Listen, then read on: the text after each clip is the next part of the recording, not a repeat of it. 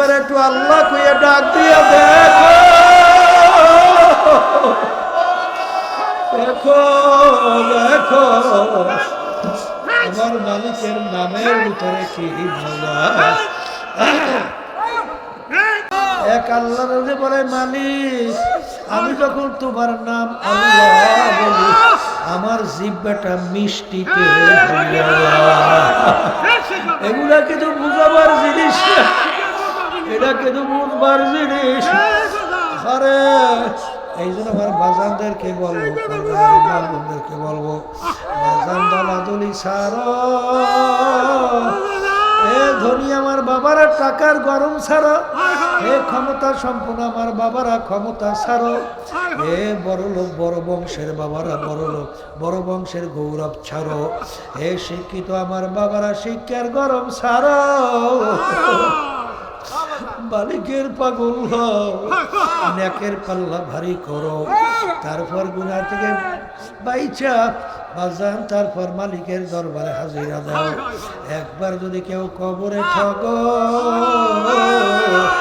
দ্বিতীয়বার দুনিয়াতে আইসা পীর কইরে জিতবার কি দুয়ার এ দুনিয়ার পাগল। দুনিয়ায় স্বার্থ আছে, সম্পর্কও আছে, স্বার্থ নাই সম্পর্কও নাই। আমার মালিকের সামনে আমার ভোগ কইরা আমার মালিকের নাফরমানি করবা, আমার মালিক তারাইয়াও দেয় না, ভাগাইয়াও দেয় না, হাঁকাইয়াও দেয় না, বরঞ্চ করুণ সুরে ডাক দেয়, আয় আয় আয়।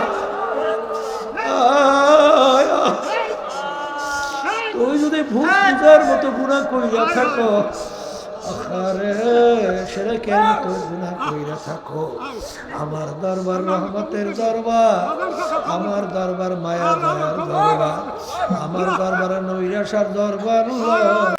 তুই একবার ডাক দিবি,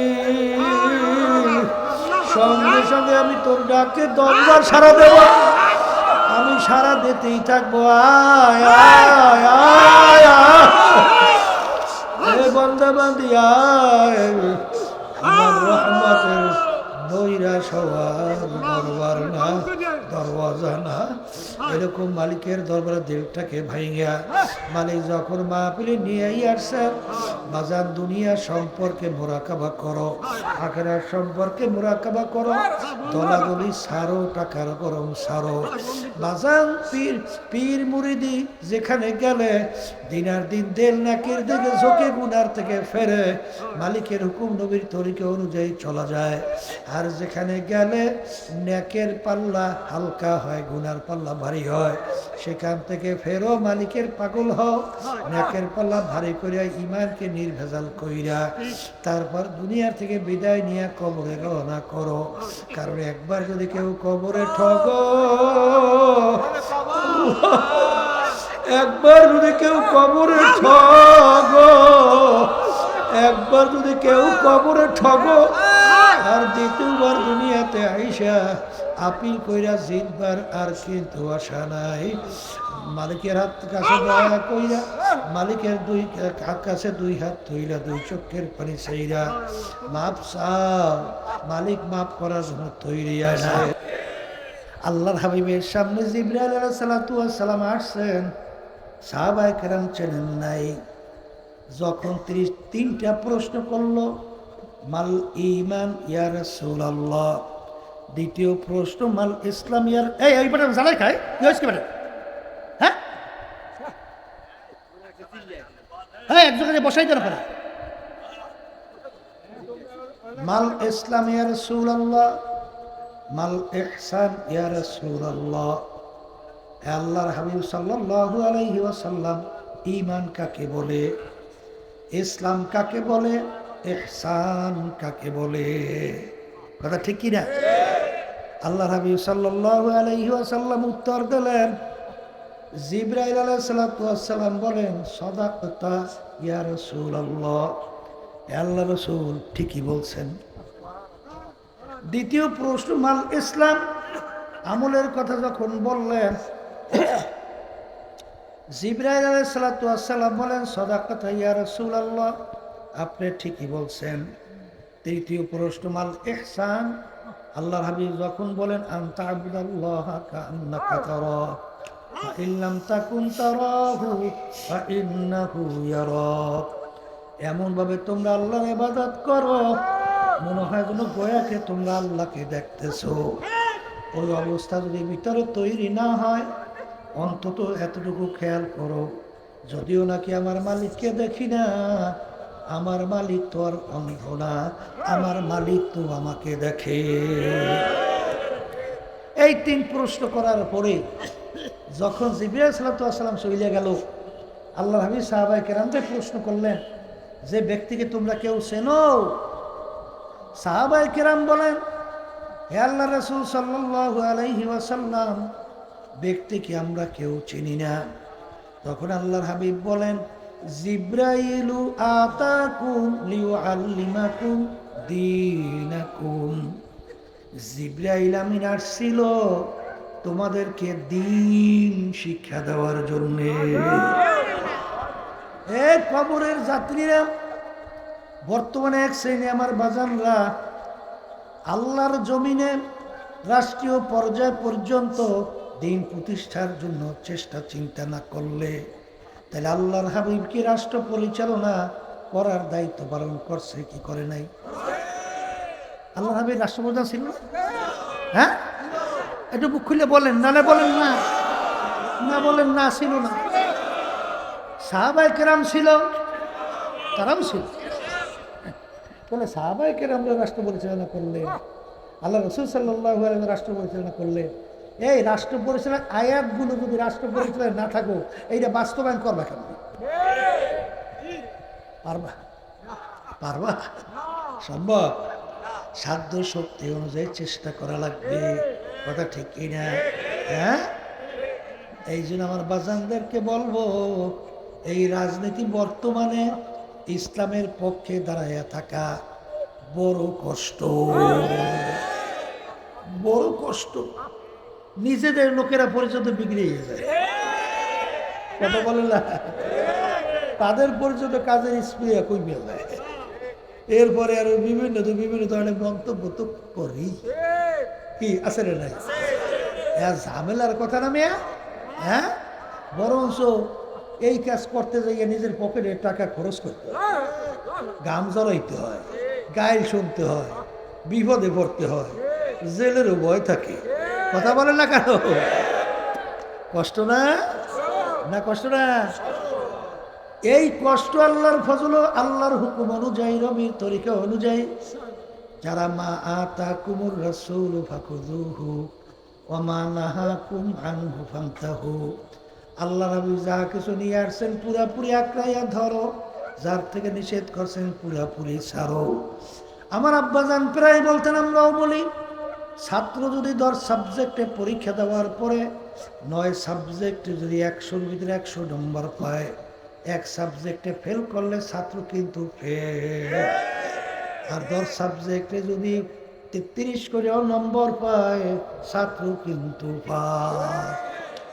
আল্লাহর বান্দারা, পর্দালে মা বোনেরা, যদি আজকে আমরা রাষ্ট্রীয় পর্যায়ে দিন প্রতিষ্ঠার জন্য, ইসলাম অনুযায়ী রাষ্ট্র পরিচালনার জন্য যদি আমরা না বলি, সবাই যদি চুপ থাকি, তাইলে রাষ্ট্রীয় পর্যায়ে দিন প্রতিষ্ঠার চেষ্টা করবে কারা? কথা কয় না?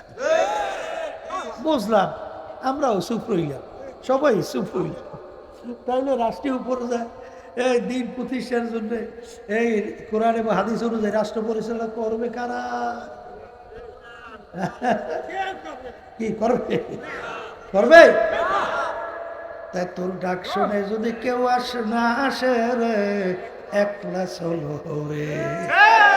আমার আব্বাজান রাহমাতুল্লাহ আলাইহি বলতেন, যতক্ষণ পর্যন্ত কোরআন এবং হাদিস অনুযায়ী আমাকে বুঝাতে না পারবা, ততক্ষণ পর্যন্ত আমার ছেলেরাও যদি, আমার মেয়েরাও যদি, আমার স্ত্রী, আমার আত্মীয় স্বজন যদি আমার পাশে কেউ না থাকে।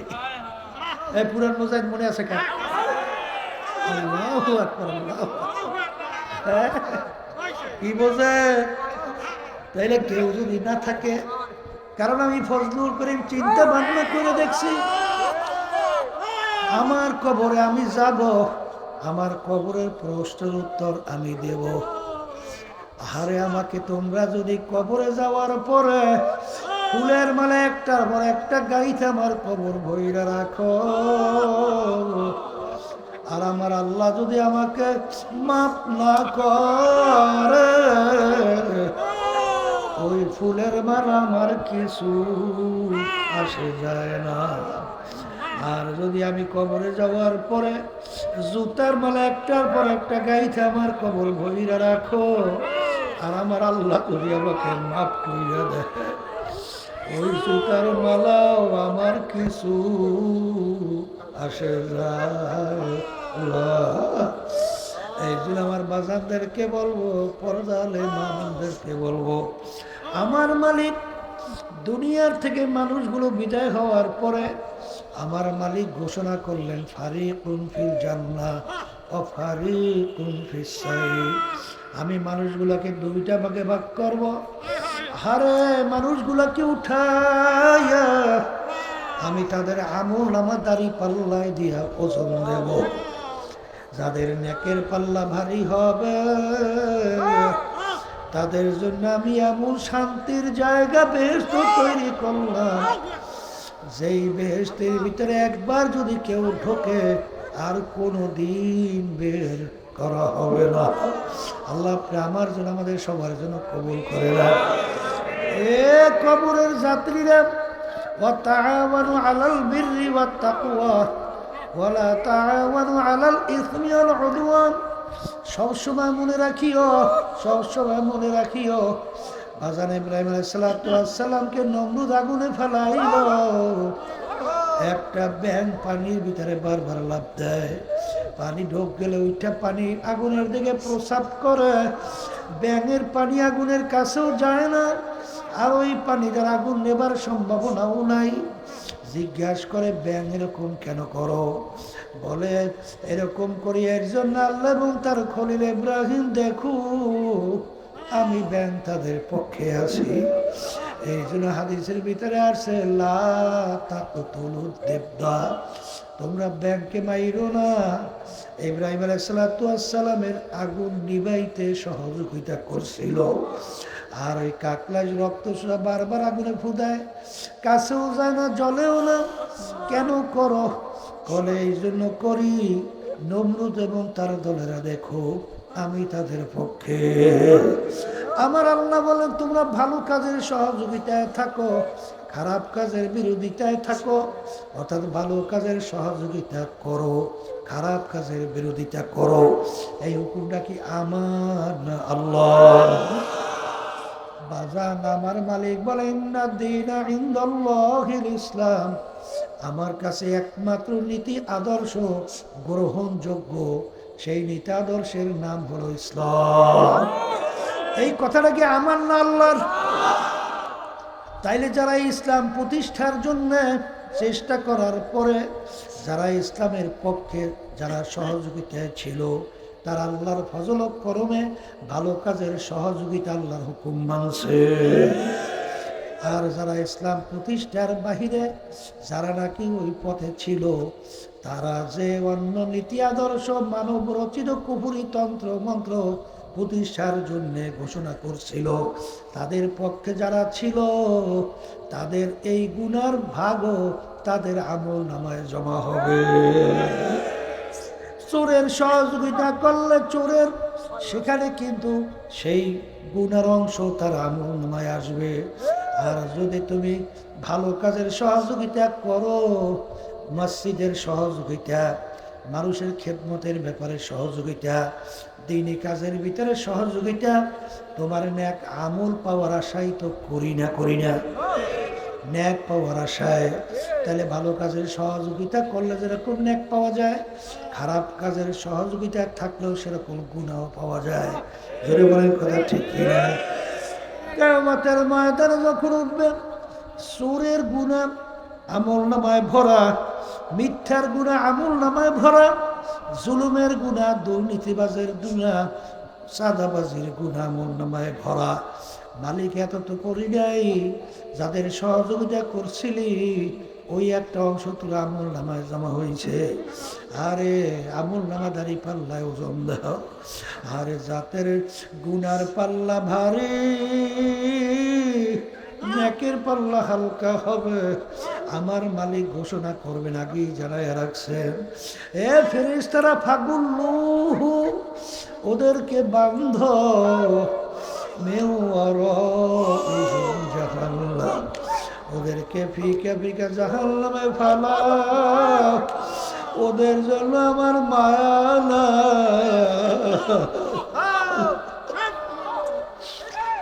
লিমানিল মুলকুল ইয়াউম লিল্লাহিল ওয়াহিদিল কাহ্হার। আমার মালিক যখন কখারিয়া সেপাত দিয়া যখন ঘোষণা দেবে, আমার মালিক যখন কিয়ামতের ময়দানে বলবেন, আমতাজুল ইয়াউমা আইয়ুহাল মুজরিমুন, হে নাফরমানের দলেরা, আজকে আমার বান্দা বান্দীদের থেকে তোরা পৃথক হইয়া যা। আহারে তোমার আমার চিন্তাও নাই, চেষ্টাও নাই, চোখেও পানি।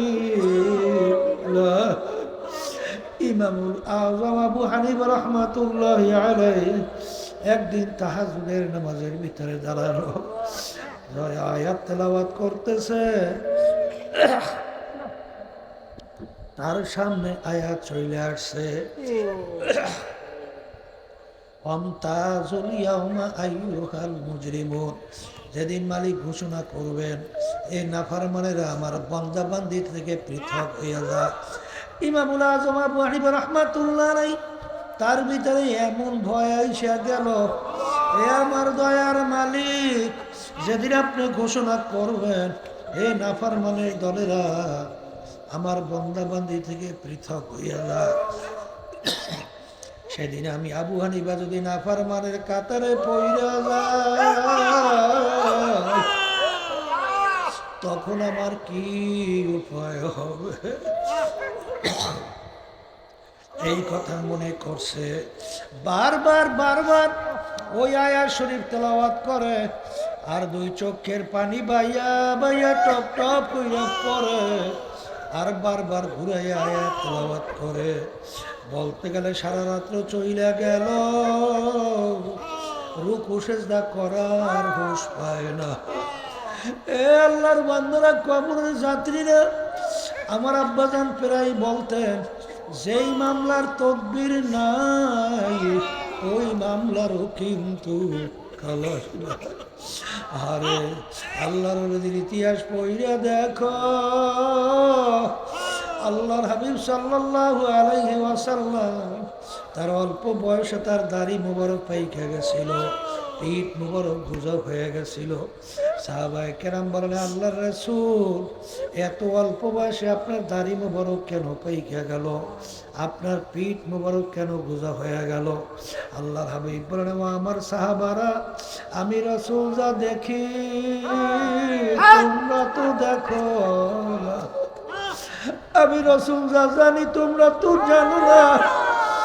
আল্লাহ কোরআনুল কারীমের মধ্যে আমার মালিক না বেনামাজি যারা 5 ওয়াক্ত ঠিক মতো নামাজ পড়ে না, বেরোজগারা যারা ঠিক মতো রমজানের রোজা রাখে না, বেপরদা চলুন না যারা আল্লাহর হুকুম মানে না, আর যারা নাকি আমার সুন্নাত তরিকা অনুযায়ী চলে না, যারা হজ ফরজ হওয়ার পরও হজ ফরজ আদায় করে না, জাকাত ফরজ হওয়ার পরও জাকাত আদায় করে না, এক কথায় যারা নাকি জুলুমের ভিতরে, মিথ্যার মধ্যে, নাফরমানির ভিতরে লিপ্ত, তাদের ব্যাপারে আমার মালিক যে আযাব গজবের ঘোষণা দিয়েছে,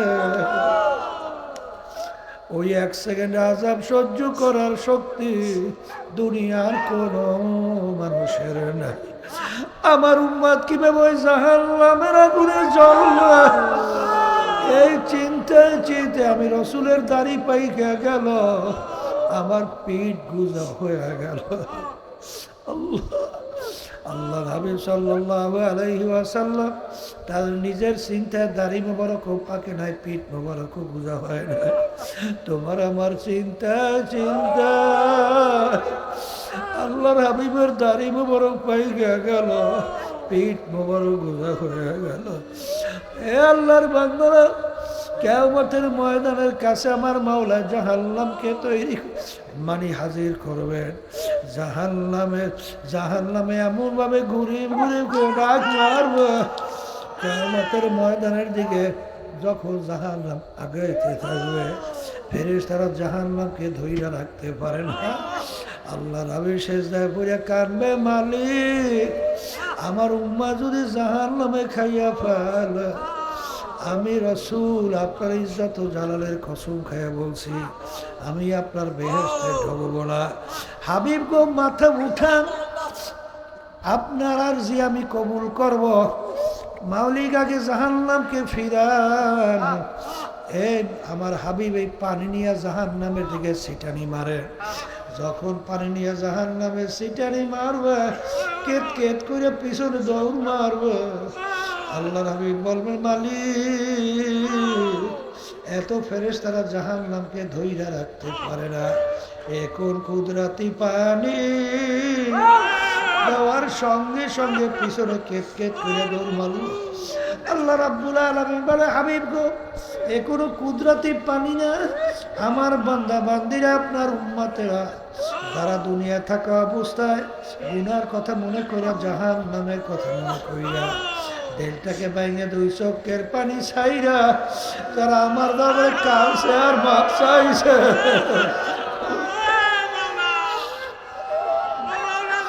আমি মালিক বান্দা বান্দির চোখের পানি সহ্য করতে পারি না।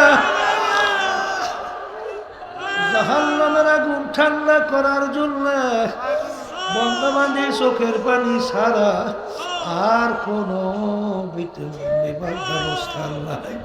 সেই চোখের পানি, এই পানি। এই জন্য তো আল্লাহর হাবিব বলেন, এ আমার উম্মতেরা, ইবকু ইবকু ফাইল্লাম তাবকু ফাতাবাকু। এ আমার উম্মতেরা, বেশি বেশি কান্দো, কম কম হাসো। আল্লাহর হাবিব বলেন, মান বাকা মিন খাশিয়াতিল্লাহ হারামাল্লাহু তিলকাল আইনা আলাল্লাহ। আল্লাহ নবী বলেন, যেই চক্ষু আমার মাওলার ভয় কাঁদবে, ওই চক্ষুর জন্য জাহান্নামের আগুন হারাম হইয়া যাবে। আল্লাহর হাবিব বলে, এ আমার উম্মতেরা, লা ইয়ালিজুন নারা মান বাকা মিন খাশিয়াতিল্লাহ হাত্তা ইয়াউদাল লাবানু ফিদ দার'i। যেই চক্ষু আমার মাওলার ভয় কাঁদবে, তাদের জন্য জাহান্নামে যাওয়া এরকম অসম্ভব হইয়া যাবে। যেরকম গাভীর বান্ধের থেকে দুধ দোহাই, ওই বান্ধের ভিতরে ঢুকানো যেরকম অসম্ভব, এরকম আল্লাহর বান্দা বান্দিকে জাহান্নামে যেরকম অসম্ভব হইয়া যাবে। আল্লাহ রাব্বুল আলামিন বলেন, হে আমার বান্দা বান্দিরা, ফালিয়াদহাকু কালিলাও ওয়ালিয়াবকু কাসীরা। হে আমার বান্দা বান্দিরা, বেশি বেশি কান্দো, কম কম হাসো। এ কবরের যাত্রীরা, এ আমার বড় লোক বাবারা, পর্দারের মা বোনেরা, আজান। আল্লাহর হাবিব বলেন কান্দার জন্য, আল্লাহ বলেন বেশি কান্দার জন্য। বান্দাবাদের চোখের পানি আমার মালিকের বড় প্রিয়। কিন্তু তোমার চোখে কেন পানি নেই? গুনার পর গুনাহ করতেছ, কই চোখের ভিতরে কেন পানি আসে না? তাহলে বুঝতে হবে, মনকে বুঝো রে মন, কেন আমার চোখে পানি আসে না? তাহলে কি আমার কপালটা পুড়িয়া গেল নাকি? জাহান্নামের আগুনে জ্বলা ছাড়া বুঝি পানি আসবে না?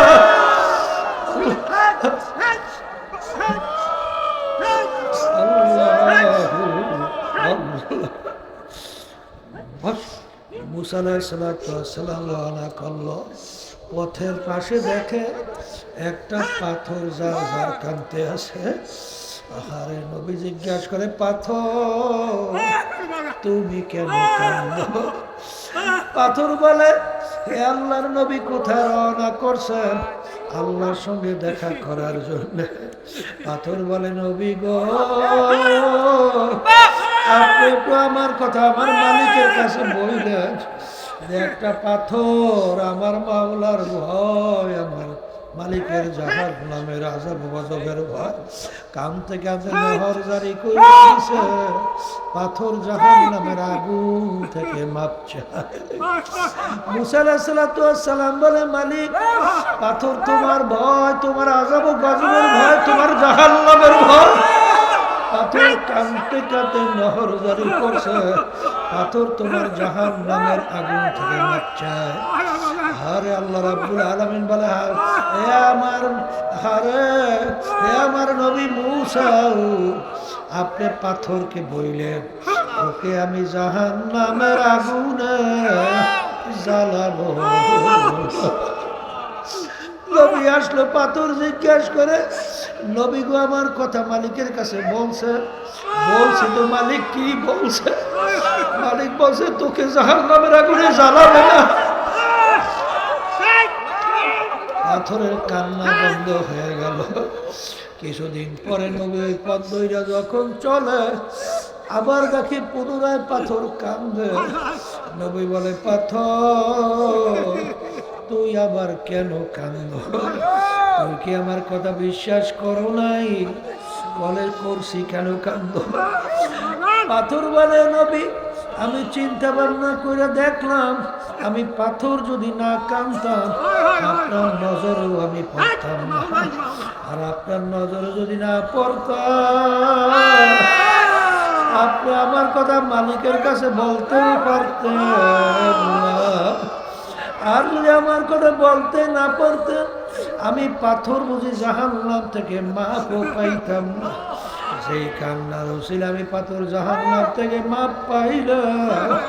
আমি পাথর সিদ্ধান্ত করছি ওই কান্না পাথর আমি কিয়ামত পর্যন্ত আর ছাড়ব। আমার দাদাজানের কথা শুনছি, দাদাজান রহমাতুল্লাহি আলাইহি বাজান গারো পাহাড় দেখার জন্য যখন গেলেন, দাদাজান পাহাড় দেখে, মালিকের কুদরত দেখে, হঠাৎ একটা গাছের গোড়ায় যাইয়ে দাদাজান আউয়াও করে চিল্লাইয়া কান্না শুরু করলো। সাথীরা দৌড়াইয়া গেল, হুজুর অসুস্থ, এত জোরে কেন চিল্লাইয়া কান্দে? যাইয়া দেখে দাদাজান বলে, দেখো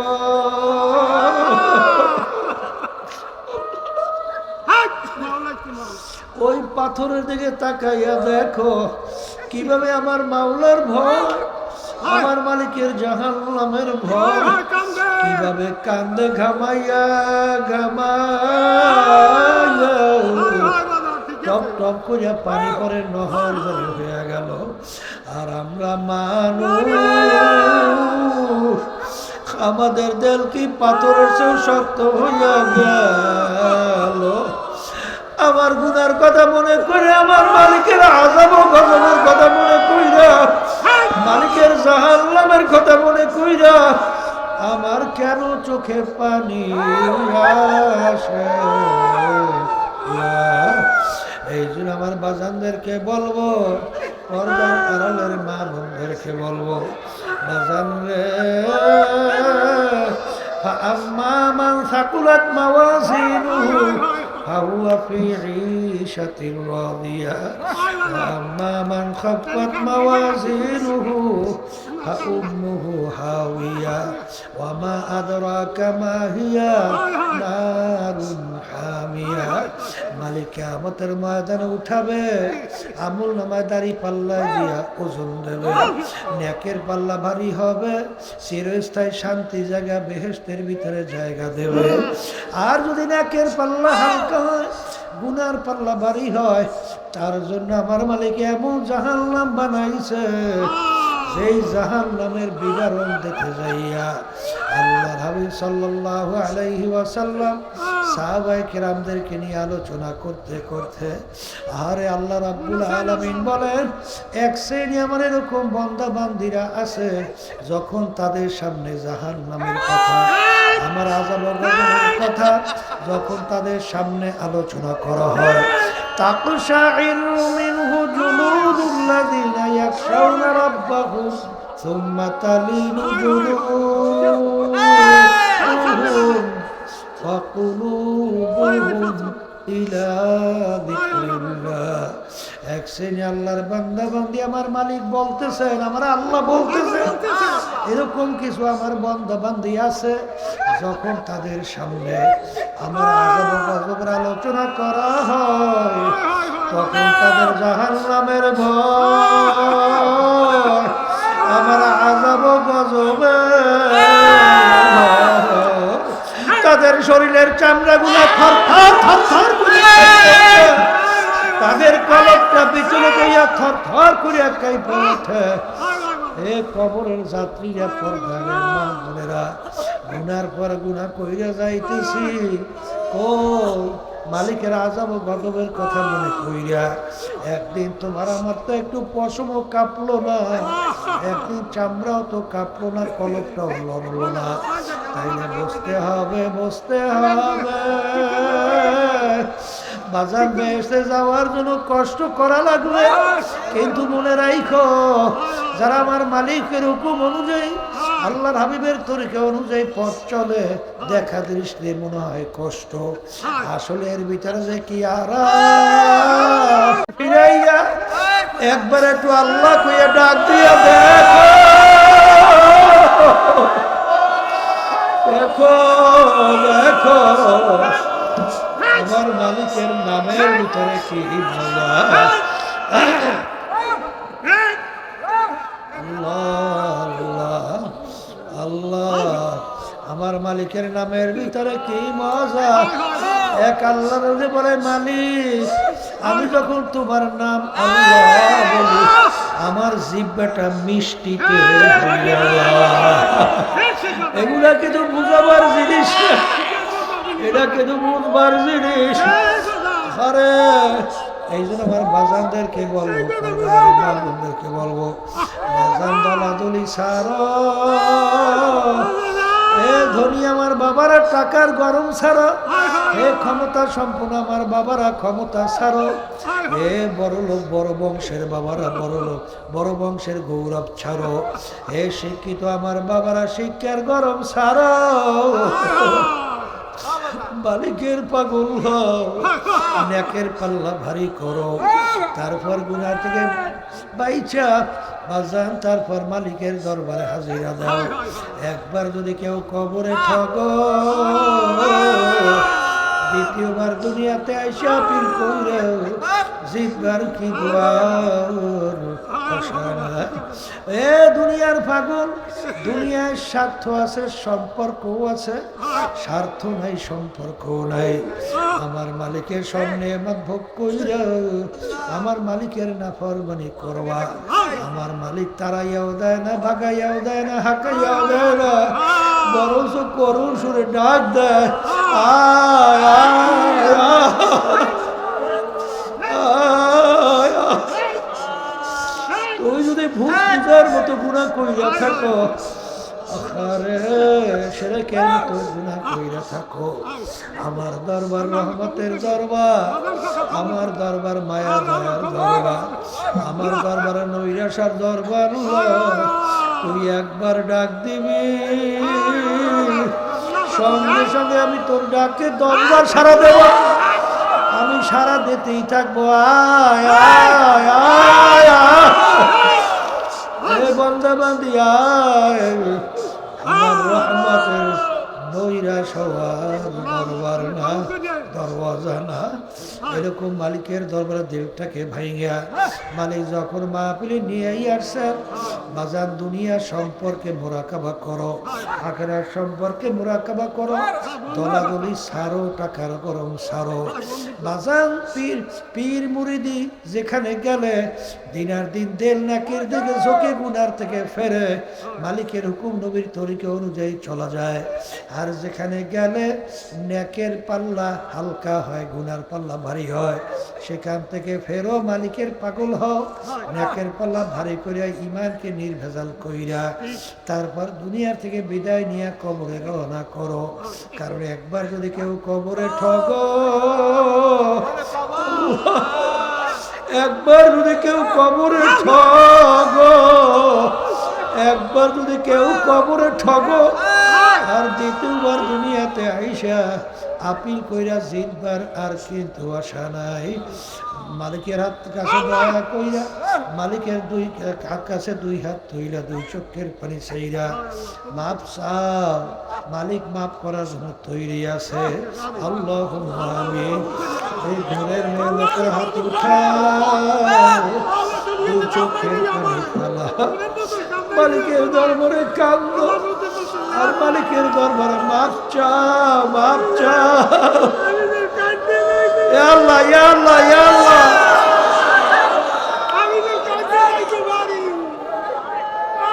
এই পর্দার আড়ালের মা বোনেরা দু চোখের পানি ফালাও, আর গুনার কথা মনে করো, আর মালিকের কাছে মাপ চাও। যদি কান্না না আসে মনকে ধরে মা, একদিনে ঘরের দরজা দিয়ে নতুন বউ হয়েছে মা। কত মেয়ে লোকে শরবত খাওয়াইল, কত মেয়ে লোকে বাতাস করলো, আবার এমন একটা দিন আসবে এই ঘরের দরজা দিয়ে মরা লাশ হইয়া বের ছেড়ে কান্দে মামা মে কান্দে মামা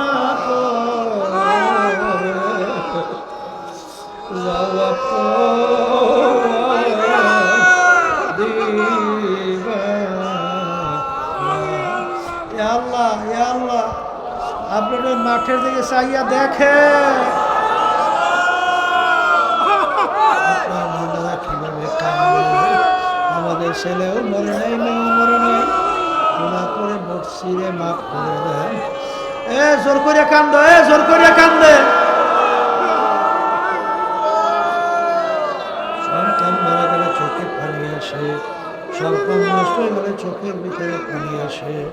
তোমার আমার গুনার কাজে জাহান্নামের আগুন জ্বলছে, চোখের পানি ছাড়া ঠান্ডা হবে না। আল্লাহ আমাদের হাত তো সে জানি না এই কার আব্বা, কার আম্মা, কার আত্মীয় স্বজন, দাদা দাদু, নানান আত্মীয় স্বজন। আল্লাহ আমার আম্মা, আমার আব্বা, আমার দাদা দাদু, নানান আত্মীয় স্বজন অন্ধকার কবরে শুয়ে রয়েছে। দয়া মায়া করে আপনি তাদের কবরকে বেহেশতের বাগান বানায় দেন। আল্লাহ মাহফিলকে হেদায়েতের জরিয়া বানায়া দেন। আল্লাহ মাদ্রাসাগুলোকে সহিভাবে দিনের জন্য কবুল করে নেন। আল্লাহ সুবহানা রাব্বিকা রাব্বিল ইজ্জাতি আম্মা ইয়াসিফুন ওয়া সালামুন আলাল মুরসালিন ওয়ালহামদুলিল্লাহি রাব্বিল আলামিন। কেউ উঠেন না, এই বসেন।